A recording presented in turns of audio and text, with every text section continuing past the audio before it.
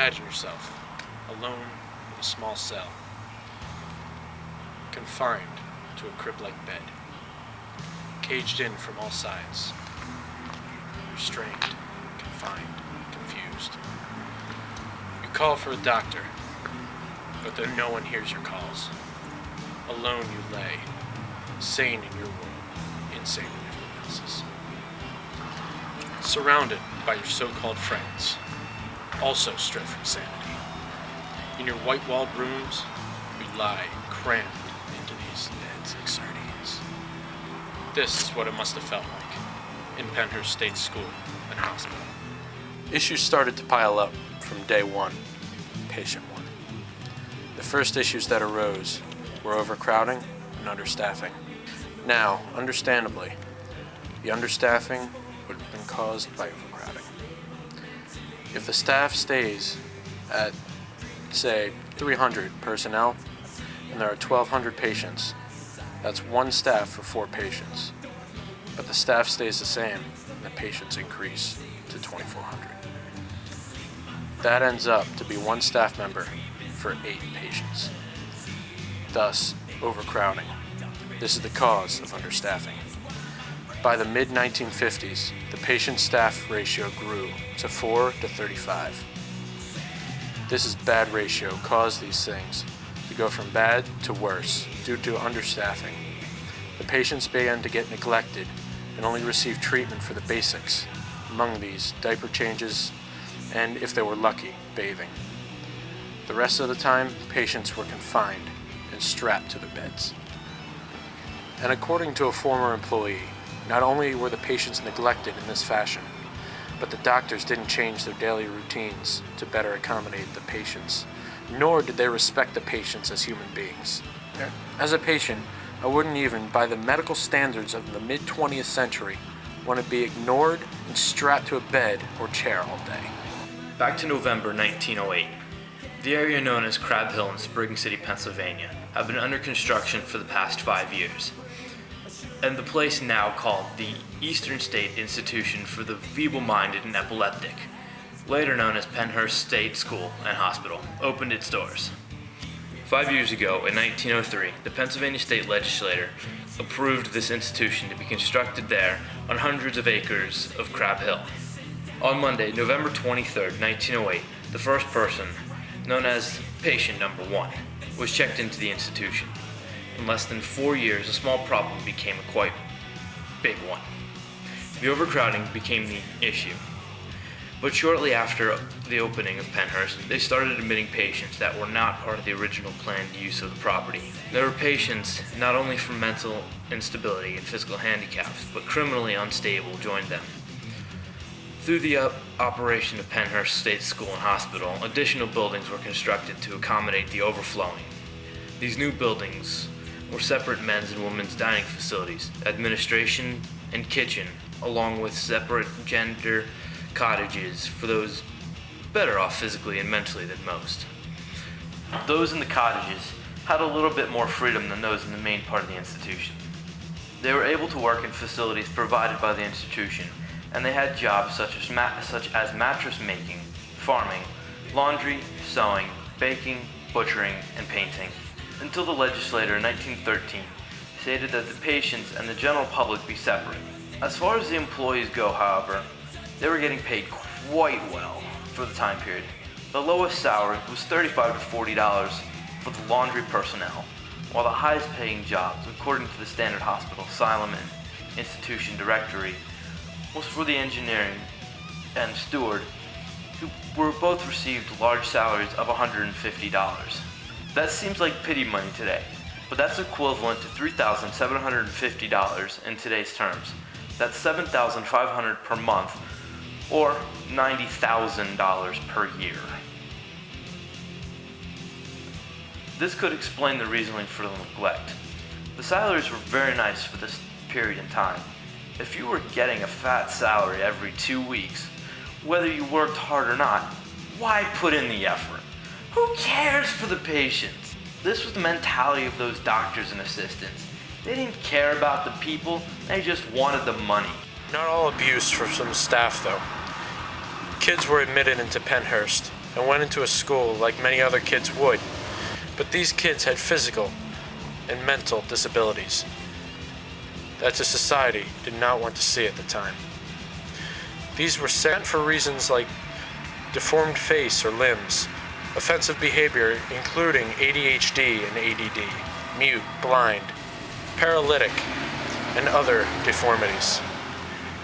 Kids being kids, no matter where you go, there are disagreements, and where there are disagreements, there are bullies. In the early years, work was a form of punishment for the children, and some were sent not as bullies, but as the victims. Why are you here in Q2, John? I did something where I wasn't supposed to be doing. So they punished you and put you here.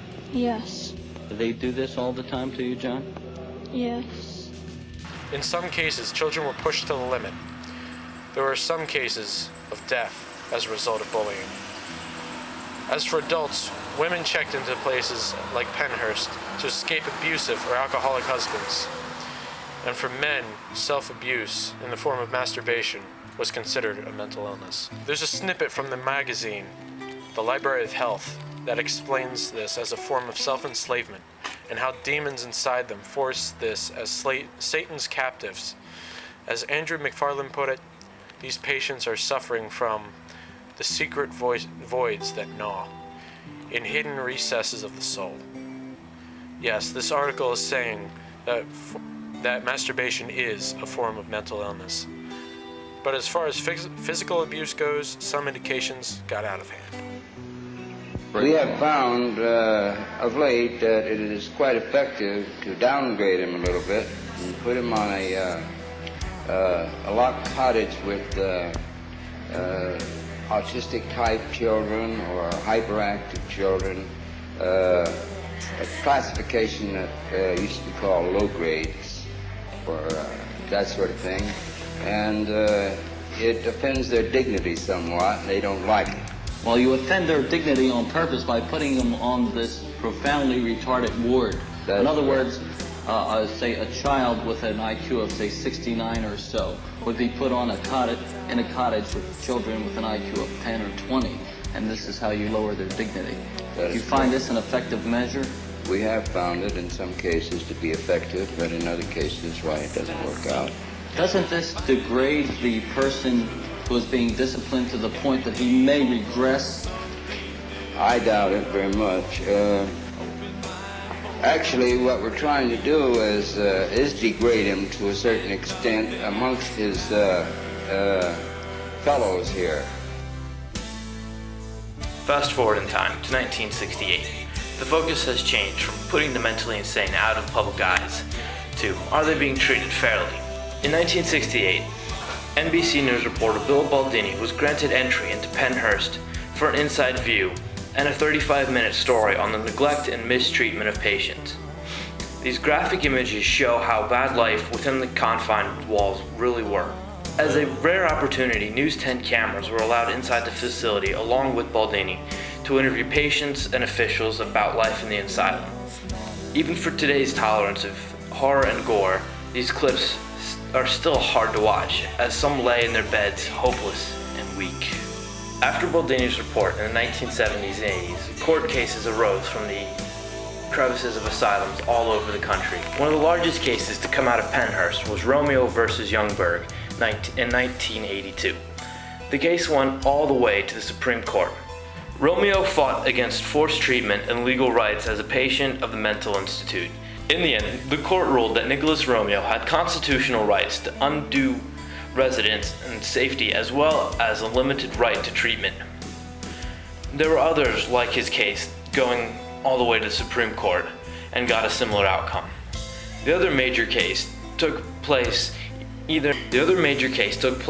in the 1960s was Harderman versus Pennhurst State School and Hospital, which also went to the Supreme Court. Terry Halderman filed a suit against Pennhurst for violating the 8th and 11th Amendments of the Pennsylvania Mental Health and Regulations Act of 1966. She claimed that conditions were unsanitary, overcrowded, and patients were neglected. She won her case and was one of the major factors that closed the facility in 1987. Owen J. Roberts School District, back in the 80s, used to take field trips to places like Pennhurst. This is the story of one particular person who went there, Cheryl Merja. In 1982, all seniors at Owen J. Roberts High School were mandated to visit Pennhurst for a field trip. These trips had gone on for years. I remember being awed, terrified, and disgusted all at once. Just entering the grounds was overwhelming. There were/are multiple brick buildings and underground tunnels connecting them all. One of my most vivid memories is of a day room type place with ceilings 2 stories high, bare walls, peeling plaster, bars on the windows, and it was cold. The patients were all in straitjackets. Now, Pennhurst is shut down, abandoned, but not empty. Some say patients still roam the halls. There have been reports of doors slamming, pianos playing, and partial and whole apparitions being seen.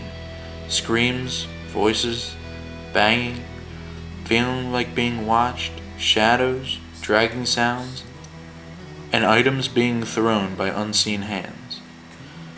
The little blonde girl or the woman in white can be seen on quiet and stagnant nights.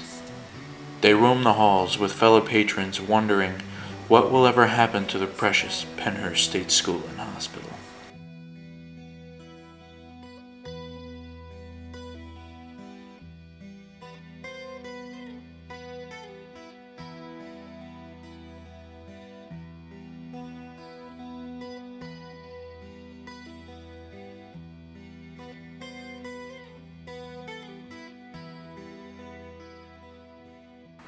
I'll walk in.